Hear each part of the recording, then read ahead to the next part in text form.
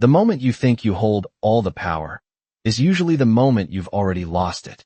The fluorescent lights above the gas station flickered just enough to make everything feel slightly off, like the night itself was holding its breath. It was just past 10:30 p.m. in a quiet stretch off Highway 41, the kind of place where people stopped for fuel, coffee, and nothing more. A silver sedan sat parked by pump number 4, engine off, door closed, as if it had been waiting longer than it should. That's when Officer Daniel Brooks pulled in, his patrol car rolling slow, deliberate, tires crunching softly over gravel. He had seen something. Maybe the way the car was positioned, maybe just a feeling, but to him, that was enough. He stepped out, adjusting his belt, posture already carrying authority before a single word was spoken. Inside the glow of the overhead lights stood a woman, calm, composed, her hands resting lightly at her sides. Ava Carter. She didn't look nervous. She didn't look rushed. If anything, she looked like someone who had nowhere else to be and nothing to prove. But to Daniel, that calmness felt wrong. Suspicious. He approached with a measured pace, each step echoing just slightly louder than necessary. "Ma'am," he called out, voice firm but edged with assumption. "I'm going to need to ask what you're doing here tonight." The question hung in the air longer than expected. Ava turned her head slowly, meeting his gaze without hesitation. No flinch, no confusion, just a steady, unreadable look. "Getting gas," she replied, her voice even, almost quiet, but not weak. Around them, the world kept moving. Cars passing in the distance, a faint hum from the convenience store refrigerator units. But right there, under that flickering light, something shifted. Daniel stepped closer. Too close. His eyes scanned her, not just for answers, but for confirmation of something he had already decided. "Step away from the vehicle," he said, sharper now. A couple standing near the ice machine glanced over.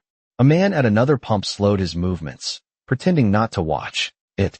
Daniel interpreted her silence as uncertainty, maybe even guilt. His tone hardened. "I'm going to need to check your ID." He reached forward, not aggressively, but without asking permission either.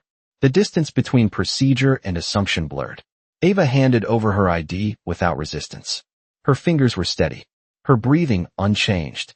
And then, almost as if speaking to herself but loud enough for him to hear, she said, "You're making a decision you won't be able to take back." Daniel let out a short, dismissive breath. To him, it sounded like a warning, maybe even a bluff. He had heard it before, variations of it. People trying to regain control in situations they had already lost. He glanced at the ID, barely processing the name before handing it back. "Turn around," he instructed.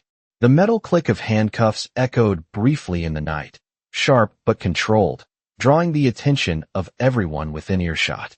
A phone lifted somewhere in the background. Someone whispered. Someone else shook their head. Ava didn't resist. She didn't plead. She didn't explain.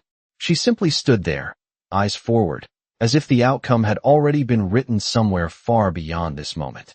And as Daniel guided her toward the patrol car, confident in his judgment, certain in his authority, there was one thing he didn't realize. This wasn't the beginning of control.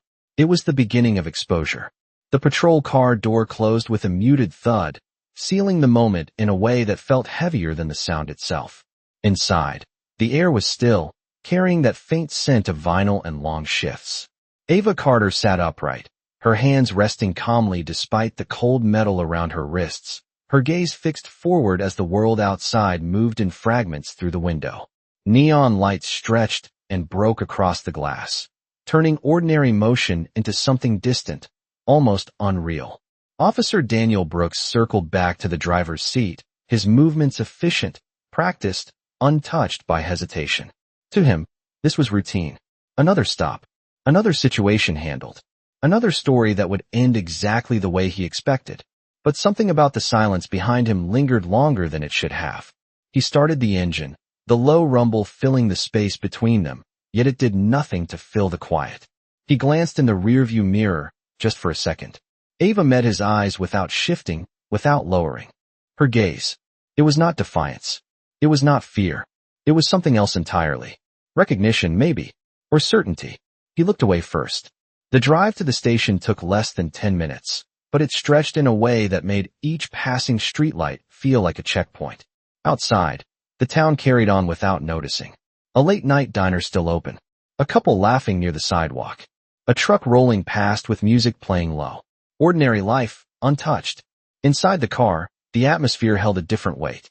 "You could have made this easier," Daniel said finally, his voice cutting into the quiet, searching for control in a conversation that had never started. Ava did not respond immediately. When she did, her tone remained steady, almost thoughtful, for help, for explanation, for anything that might change the direction of the night. But she did not. She simply stood there, composed, as if time itself was part of a larger plan. As the paperwork continued, as the station returned to its steady rhythm, one detail went unnoticed by everyone except her. The body camera on Daniel's chest. Still recording. Still capturing every word, every decision, every moment that had led them here. And Ava Carter knew exactly where that story was going next. The holding area was colder than the rest of the station, not in temperature, but in feeling, like a place where time slowed down just enough for people to sit with decisions they did not fully understand. Ava Carter sat on the metal bench, her posture straight, her expression unchanged, as if the last hour had not altered anything inside her.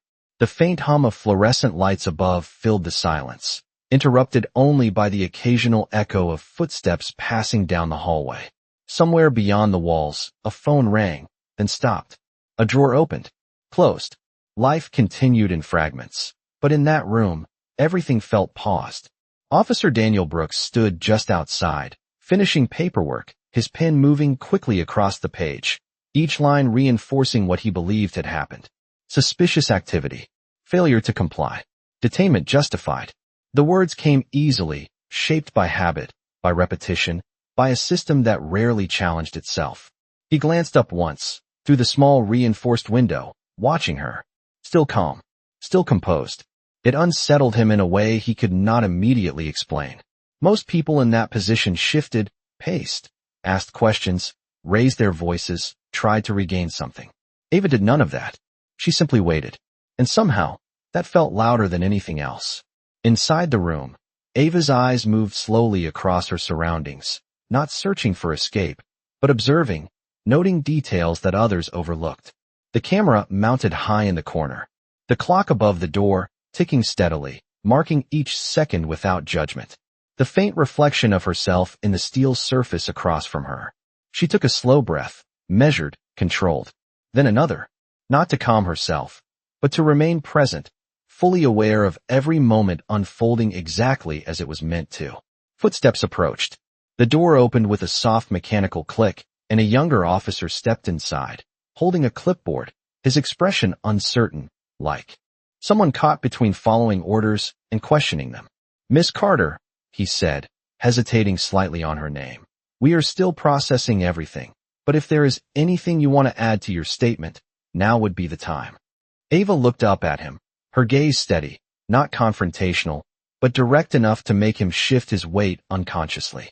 "Everything that needs to be said," she replied quietly, "has already been recorded." The officer frowned slightly, glancing back at the clipboard, then toward the hallway, as if expecting clarification that did not come. "Recorded?" he repeated, unsure. Ava's eyes lifted just slightly, not toward him, but past him, toward where Daniel stood beyond the door. "Yes," she said, her voice calm, certain, leaving no room for interpretation. The officer followed her gaze for a brief second, then looked away, uncomfortable, without fully understanding why. "All right," he muttered, making a small note, though he was not sure what he was writing down. As he turned to leave, Ava spoke again, her tone unchanged. "What time is the hearing scheduled?" The question stopped him mid-step. "Hearing?" he echoed, confused. Ava held his gaze for a moment longer, then simply nodded, as if confirming something only she could see. "Never mind," she said softly. The officer exited the room, the door closing behind him with that same controlled sound. Outside, Daniel straightened, sensing the shift in energy without knowing its source. "Everything good?" he asked, his voice casual, but edged with curiosity. The younger officer hesitated, then nodded. "Yeah, she just said something about. I do not know recordings." Daniel dismissed it with a slight shake of his head. "They always say things like that," he replied, though his tone lacked its earlier certainty. He reached up briefly, adjusting the body camera clip to his uniform, ensuring it was still in place, still functioning. A routine check he had done countless times before. But this time, as his fingers brushed against it, there was a flicker of awareness, subtle but present, like a thought forming just out of reach. Inside the holding room, Ava leaned back slightly against the cold wall, her eyes closing for just a moment, not out of exhaustion, but calculation. Its end, she understood something they did not. This was not the conclusion. This was the setup. And somewhere between the paperwork, the footage, and the silence she had chosen to keep, the truth was already moving forward, step by step, toward a place where it would no longer be ignored. Morning arrived without ceremony, pale sunlight stretching across the station windows as if nothing from the night before had mattered. The world outside moved on, steady and indifferent, but inside the system, things had already begun to shift in ways no one could yet see. Officer Daniel Brooks walked in just before 8 a.m., coffee in hand, posture relaxed, the events of the previous night filed away in his mind as routine. Another report submitted. Another situation handled. He greeted a colleague with a nod, exchanged a brief comment about the weather, and settled into his desk as if the story had already ended. But systems do not forget as easily as people do. Across town, inside a courthouse built of stone and silence, preparations were already underway. Files were being reviewed. Schedules confirmed. Names aligned with case numbers. And among those names, one stood out, not because it was unusual, but because it was exactly where it was supposed to be. Ava Carter. Back at the station, Daniel pulled up the report on his computer, scanning it quickly, more out of habit than concern. Everything looked in order. Timeline consistent. Observations clear. Actions justified. He leaned back slightly, satisfied, until a small notification appeared in the corner of the screen. Court appearance required. His brow tightened just enough to notice. That was fast. He clicked it open, expecting a standard follow-up, but something about the timing felt off. The case had barely processed, and yet the hearing was already scheduled for the next morning. Efficient, he thought. Unusual, but efficient. He shrugged it off, taking a sip of coffee, unaware that the pace was not coincidence, but design. Across the building, the younger officer from the night before stood by the records desk, flipping through files, his expression more focused than usual. He paused on Ava's name, then glanced at the system notes attached. Body camera footage flagged for review. That line had not been there before. He hesitated, then opened the file, watching the first few seconds of the recording. The gas station lights. The approach. The voice. He frowned slightly, not because anything was immediately wrong, but because something felt incomplete, like a story missing its ending. He looked toward Daniel's desk, then back at the screen, unsure what to make of the feeling settling in his chest. Meanwhile, in a quiet office within the courthouse, Ava Carter stood in front of a mirror, adjusting the collar of a dark judicial robe, her movements precise, practiced, unhurried. The fabric settled over her shoulders with a weight that was not new, but always meaningful. Authority did not come from the robe. It never had, but it carried a reminder of responsibility, of balance, of the line between assumption and truth. She looked at her reflection for a moment, not searching for confidence, but confirming presence.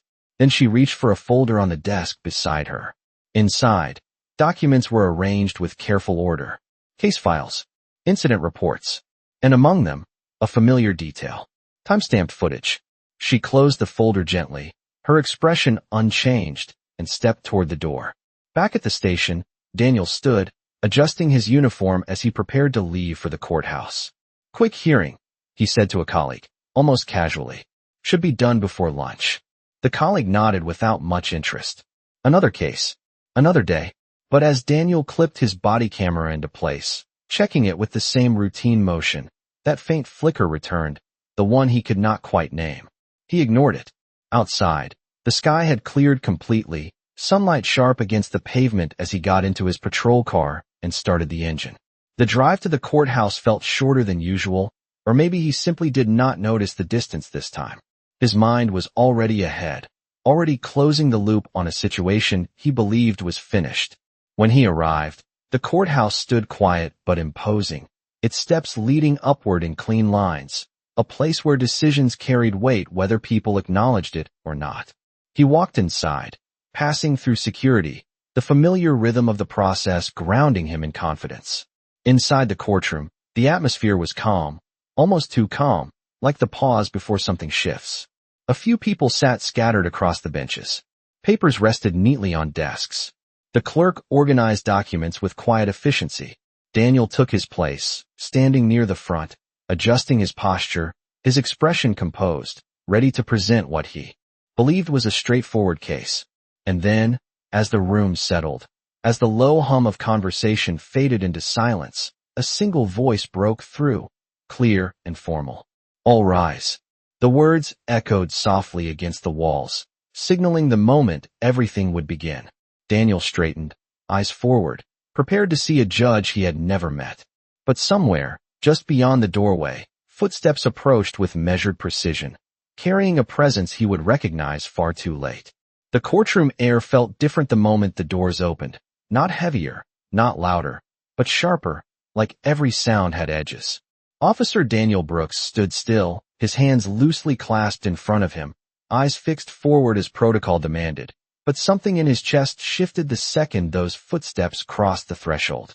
Slow, measured, certain. He did not look immediately. He did not need to. There was a presence in the room now, something that quietly commanded attention without asking for it. The kind of presence that did not raise its voice because it never had to. "Be seated," the clerk announced, and chairs moved in soft unison, wood against tile, a sound that usually blended into routine. But not today. Today, Daniel's movements were delayed by a fraction of a second, just enough for awareness to begin forming. He lifted his gaze, and for the first time since the night before, certainty left him. Ava Carter stepped forward, the dark robe falling into place as she took her seat behind the bench, her posture composed, her expression neutral, her eyes steady and unmistakably familiar. For a brief moment, the room seemed to lose sound. Not completely, but enough that everything else faded behind a single realization that moved through Daniel's mind slower than it should have. Recognition. Not confusion. Not disbelief. Recognition. The woman from the gas station. The woman from the holding room. The woman who had said nothing when it would have been expected. Now seated above him, not as a subject of his report, but as the authority that would define it. He did not move. He did not speak. He simply stood there, the structure he had relied on bending quietly beneath him. Ava's gaze passed over the room, not lingering on him, not acknowledging him directly, but not avoiding him either. It was the kind of glance that saw everything without needing to focus on any one thing. "Call the case," she said, her voice calm, controlled, carrying across the room with clarity that did not need volume. The clerk read the case number, the names, the details, each word landing with a precision that felt sharper than it had any right to be. Daniel swallowed, adjusting his stance, trying to align himself with procedure, with expectation, with anything that could restore balance. But balance had already shifted. "Officer Brooks," the clerk called. His name sounded different now. He stepped forward, each movement deliberate, aware of every eye in the room, aware of something else too, something he had not felt before in a space like this. Exposure. Ava looked down briefly at the file in front of her, turning a single page with quiet care, as if the act itself held weight. "You initiated the detainment at approximately 10:30 p.m., she said, not asking, but stating. Daniel nodded. "Yes, Your Honor." The title felt heavier than usual, like it carried something more than formality. "Based on what you described as suspicious behavior," she continued. "Correct." His voice remained steady, but the confidence behind it had shifted, thinning at the edges. Ava lifted her eyes then, meeting his directly for the first time since entering the room. Not confrontational, not emotional, just clear. "Define suspicious," she said. The question was simple. Too simple. Daniel opened his mouth, then paused, searching for the phrasing he had written down, the justification that had felt automatic just hours before.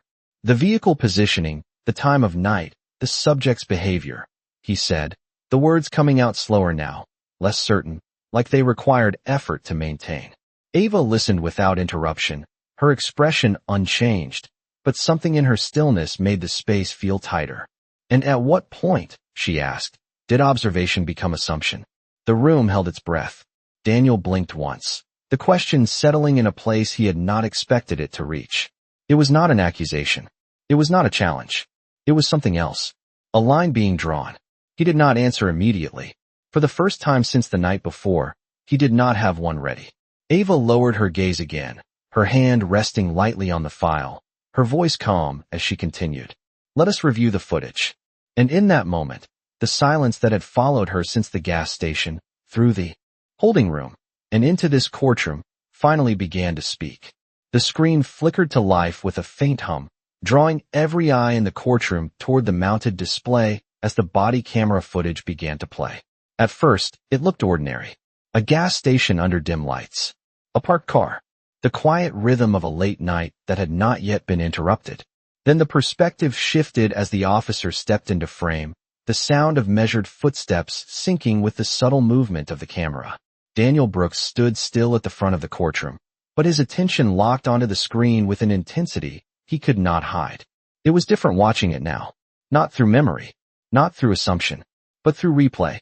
Every word clearer, every pause longer, every decision more visible than it had felt in the moment. Ava Carter remained still behind the bench, her hands resting lightly in front of her, her gaze steady, not on Daniel, but on the unfolding record. She did not interrupt. She did not react. She let the footage speak in its own time. The video continued. The approach, the question, the tone, the silence that followed. It was all there, unedited, unfiltered, unaffected by interpretation. In the gallery, a few people leaned forward slightly, drawn in by something they could not fully explain, but could clearly feel. It was not drama. It was clarity. And clarity, when it arrives without resistance, has a way of reshaping everything around it. Daniel shifted his weight subtly, his hands tightening just enough to notice. He had seen recordings before. He had written reports about them. But this time, the distance between what he remembered and what was visible felt smaller than he expected. And that made it harder to separate the two. On screen, Ava's voice appeared again, calm, measured, steady in a way that now seemed deliberate. You are making a decision you will not be able to take back. The words echoed softly through the courtroom speakers, and for a brief moment, no one moved. The sentence was simple. But here, now, in this room, it carried something more than a warning. It carried context.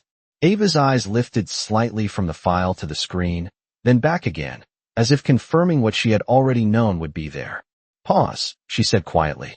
The clerk complied, freezing the frame mid-movement. The scene suspended in a moment that could no longer move forward without examination. Ava leaned forward slightly, not in authority, but in focus. Officer Brooks, she said, her voice even. At this point in the interaction, what specific behavior indicated a violation of law? The question landed with precision.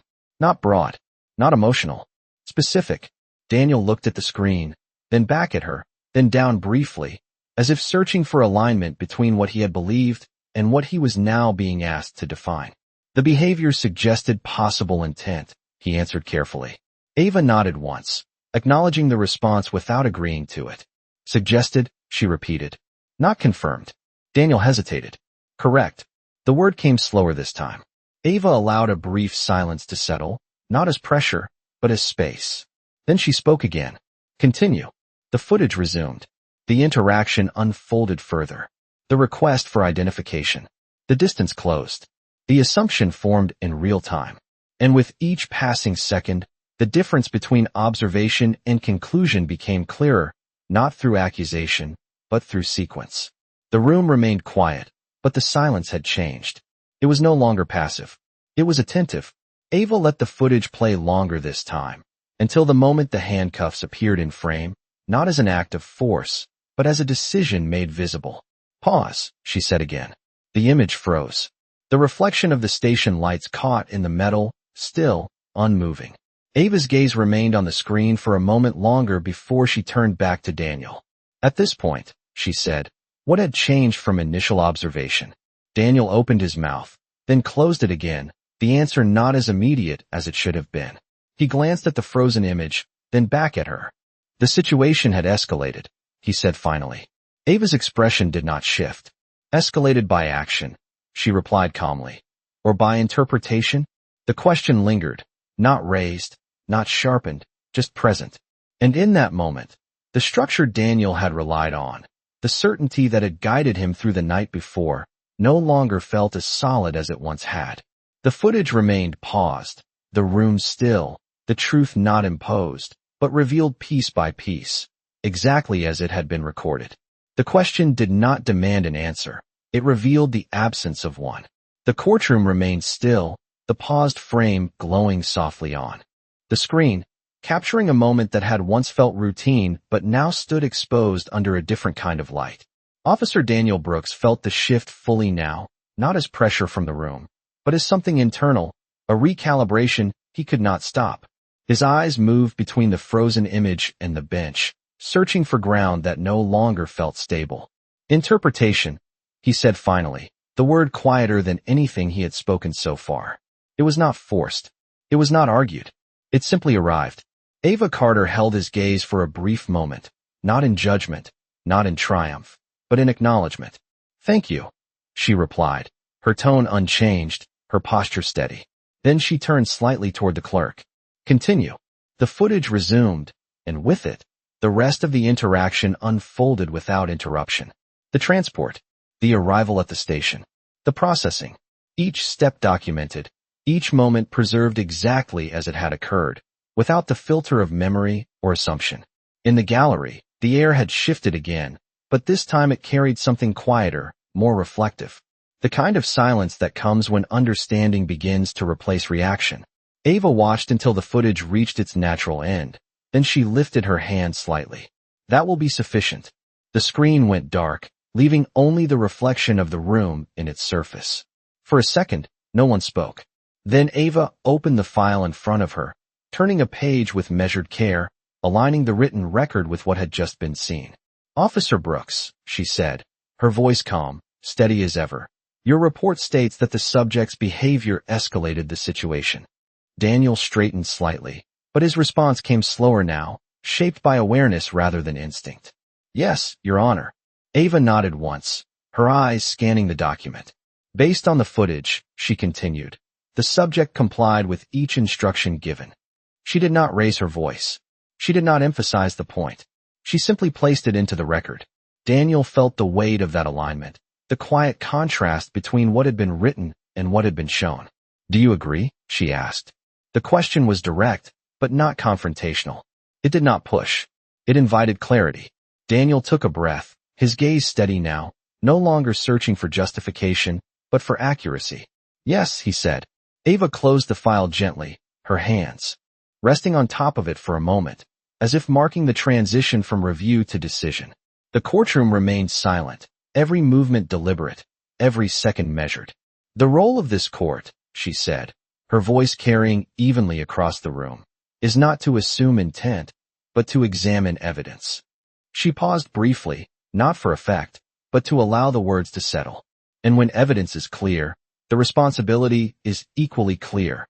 Daniel listened, not as an officer standing in routine procedure, but as someone hearing the structure of the system defined in real time, without distortion. Ava's gaze moved across the room once more, then returned to him.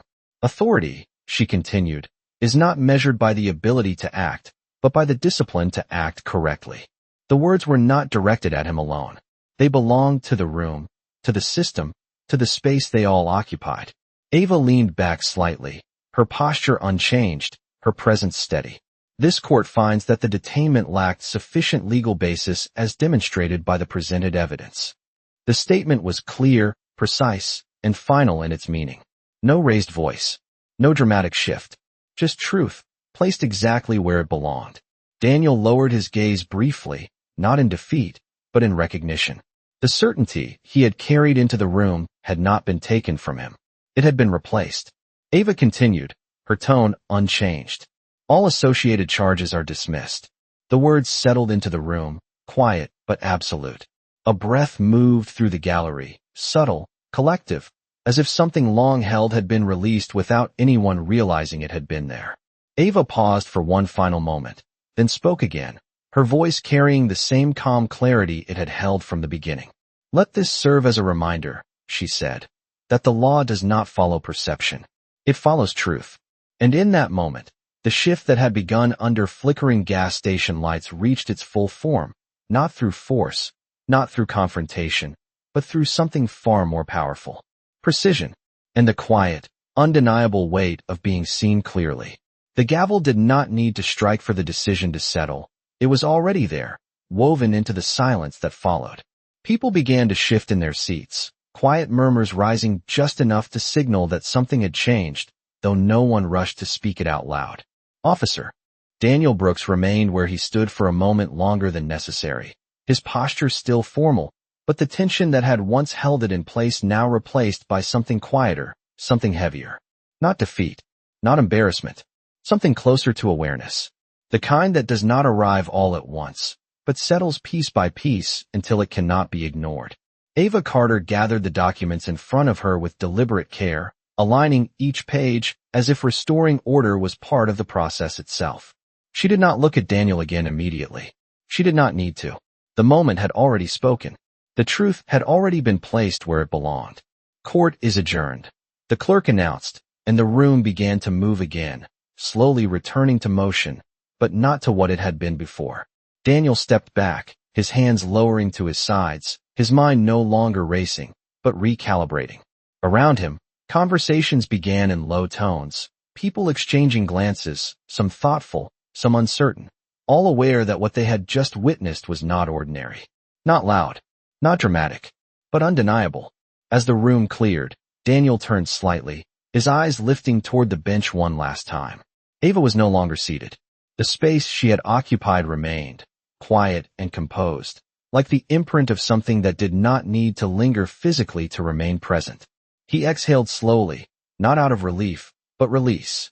The certainty he had carried into the night before, into the station, into this courtroom, had not been shattered. It had been examined. And in that examination, something else had taken its place. Outside the courtroom, the hallway stretched long and bright, footsteps echoing in a rhythm that felt different now. The younger officer from the station stood near the wall, holding a file, his expression thoughtful as Daniel approached. For a second, neither of them spoke. Then the younger officer nodded once, a small gesture, not of judgment, but recognition. That footage, he began, then stopped, unsure how to finish the sentence. Daniel followed his gaze briefly, then looked ahead again. Yeah, he said quietly. That was all. It was enough. They walked in the same direction for a few steps before parting without another word, both carrying something they had not walked in with. Down the hall, Ava Carter stepped through a side door into a quieter corridor, the sounds of the courtroom fading behind her. She removed the robe with practiced ease, folding it carefully over her arm, her expression unchanged, her pace steady. There was no pause, no moment of reflection written on her face, but something in her presence carried the weight of completion. Not victory, not satisfaction, just alignment. As she passed a window, sunlight spilled across the floor, catching the edge of the folder she carried. Inside it, the same documents remained, now closed, now complete. She paused for just a second, not to look back, but to stand still within the moment as it was, unaltered, unextended. Then she moved forward again. Outside, the courthouse steps led down into a city that continued without interruption. Cars passed. People crossed streets. Conversations carried on. The world did not stop to acknowledge what had happened inside those walls. It did not need to, because moments like that were not meant to be witnessed by everyone. They were meant to be understood by those who were part of them. Daniel stepped out a few minutes later, the sunlight sharper than he expected, forcing his eyes to adjust. He stood at the top of the steps, looking out over the street, then down at his hands, as if checking for something that was no longer there. Authority had always felt like something you carried, something visible, something immediate, but now it felt different, quieter, conditional.